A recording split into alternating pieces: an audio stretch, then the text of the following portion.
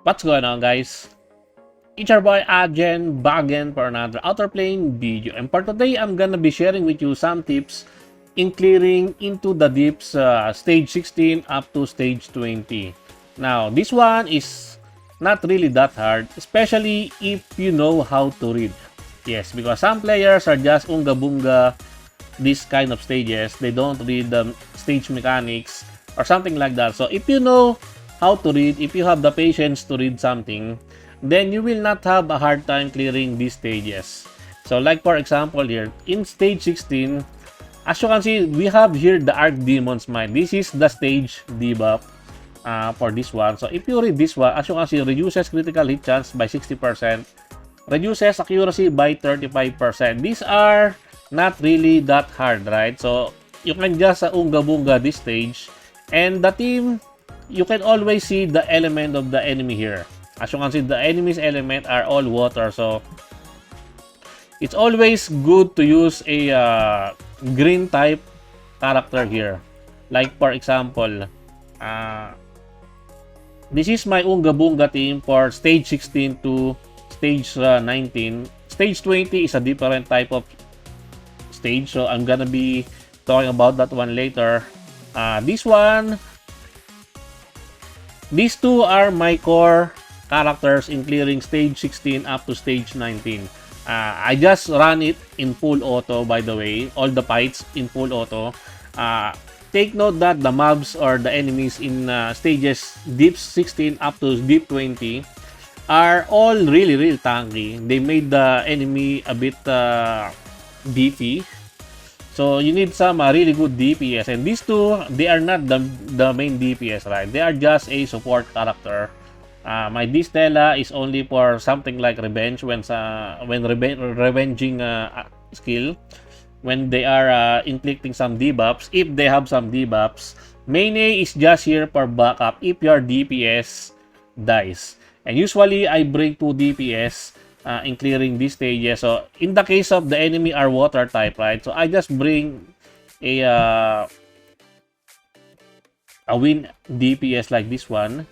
And where is Ame? My Ame is kind of weak right now because her gear is being used by my Diaste, but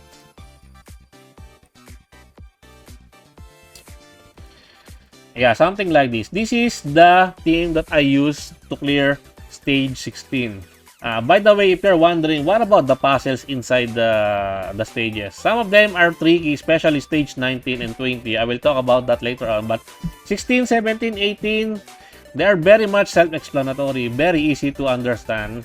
So we have here stage 17, we have here the buffs, reduce defense, and then this one is still not yet a threat. The enemies are all fire, so I'm just gonna be using a water DPS here. Since the enemy is fire, but sometimes it's not really fire that I use, but this time I pick Veronica here, and then something like, no, not Rin. I think I use a different I think I use Mero here. Yeah, this one. This is that, no, this one. This is my team for stage 17. As you can see, I did not replace Mene and Distella. Only the two are here. Why Aitang? Why Veronica? Because Veronica can do the what do you call this, dual attack really easily. Can dual attack with Distella and also Mero. So yeah, this one can clear this stage really easily. Take note also that my gears are not meant for PvE. I'm using PvP gears in this one, and I still did not have any trouble clearing the stage. It would be much easier for you if you have PvE gears. So what do I mean by that one is, if you have the CP talisman, because I'm usually equipping some AP talisman like this one, AP generation talisman. So it take me quite some time in full auto, but if you have the CP talisman equipped, it will make the fight really easily, because you can do the chain combo attack. Stage 18, this is the debuff, reduces attack. It does not really matter. The enemy is a leap, so fire. So I have here a Meiro and then another fire. I don't think I have another fire DPS here. You can go with air, but I think this is the team that I use. With some critical rate and critical damage buff from Valentine. So yeah, this is the team that I use in this stage 18. Still, Mayne and Distella are here. They are pretty staple. And then we go to stage 19. Now, this one is kind of tricky. The enemy has immunity for 30 turns, but you can dispel this one if you pick up the artifact in the stage that removes buffs, strips buffs when you attack the enemy. So this one is not a threat. And as you can see, reduces speed of fire, water, light, and dark element heroes by 70%. So which one is the not reducing? The earth, right? So you should be using earth heroes here. And the enemy are all water. So same like earlier with the, I think stage 16, just use water DPS like Notia here and then Ame here. It makes the stage really easy, even though Mayne and Distella are going to be very slow in this stage because of the debuff. These two alone can carry the fight. Now, this stage is a bit tricky because you need to die. You need to let one of your characters die and use up the resurrection, what do you call this, resurrection temple there, so that it will open up a path. Because if none of your characters died in this stage, they will not show you the way to the last boss. So take note on that one. That one is very tricky. There is a signboard there or a guide help that will tell you something that someone will need to die for a path to open up.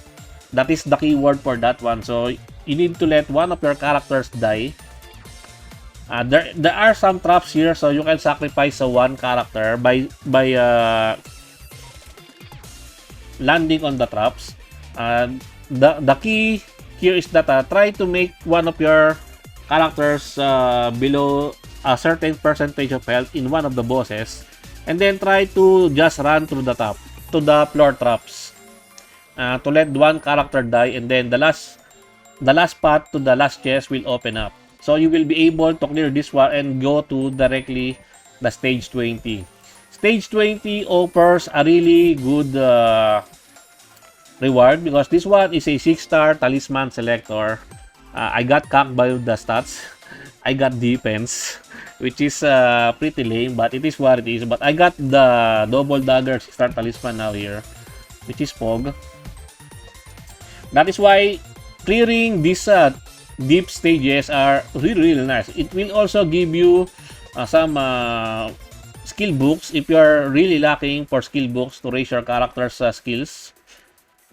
Stage 20, as you can see, the debuffs here reduces fire, water, and earth element attack by 70%, and then reduces speed of fire, water, and earth element heroes by 70%. So debuffs to the RGB characters. The only way to use characters here are light element or dark element, but I prefer if you guys will be using light element in this stage because the opponent's enemies are dark element. So the team that I use here are this one. And if you will take a look at the gears of my characters here, this one is already missing the gears, but I have her with my best speed gear.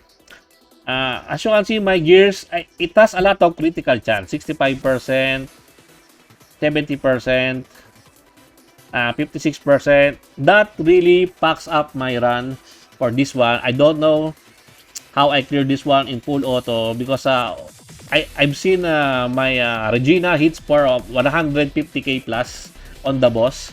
The main problem here is that if you crit the boss will heal some damage, which is very annoying. That is why if you are planning to go into stage 20, try to reduce your critical chance to at maybe 5% to the base minimum that you can get.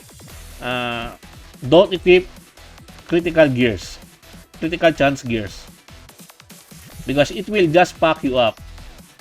And I'm based on my experience, I need to retry this one 3 or 4 times. I believe I retried this one 3 to 4 times in just trying to clear this one. And luckily, I was able to land a lucky hit from my Regina. My Regina's S3 suddenly destroys Eliza. If you will take a look at Eliza here. Where is it? No, this one. This one. Upon taking a critical hit, recovers health of the caster by 10%. And non-light and non-dark heroes cannot recover health and take increased damage. All attacks do not trigger counter-attack, revenge, or agile response. So yeah, do not bring an RGB characters here. They will just die really easily. I prefer if you guys will use a light element heroes against this stage. And take note, try to lower their critical chance as low as you can, so that it will not take you that much time in clearing this one. So I'm very lazy because I just usually auto this one when I am at work.